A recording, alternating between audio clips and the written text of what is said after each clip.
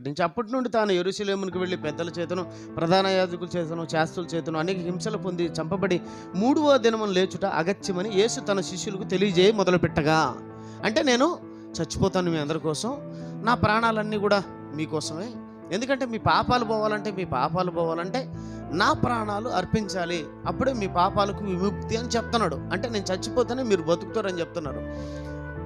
అప్పుడు ఏం చేయాలి మనం? థ్యాంక్స్ ప్రభువా, మా కోసం ఇంత కార్యక్రమం చేస్తున్నందుకు మీకు ప్రభు పేరిట కృతజ్ఞతాస్తుతులు చెల్లించుకుంటున్నామని చెప్పి ఏదో థ్యాంక్స్ చెప్పాలా. ఓకేనా? ఓకే. అలా చెప్పకుండా ఇక్కడ పేతురు ఏం చేస్తున్నాడు? ఆ మాట అనగానే 22, పేతురు ఆయన చెయ్యి పట్టుకొని, ప్రభువా అది నీకు దూరమగును గాక, అది నీకెన్నడును కలుగుదని ఆయన్ను గద్దింపసాగిన. ఏంది ఎంత మాయ! ఈ మాయగాడు ఎవరు అనుకుంటున్నారు?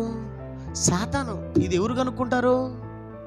అందరూ కనుక్కోలేరు. వాక్యం బాగా తెలిసినోడే కనుక్కుంటాడు.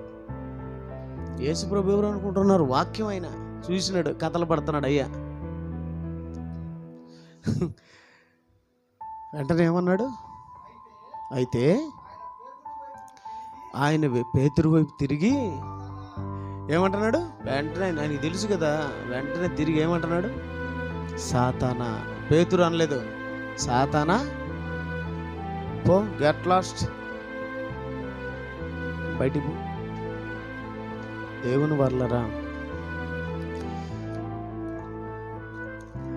సాతాను మనల్ని ఏం చేస్తాడు? ప్రేరేపిస్తాడు.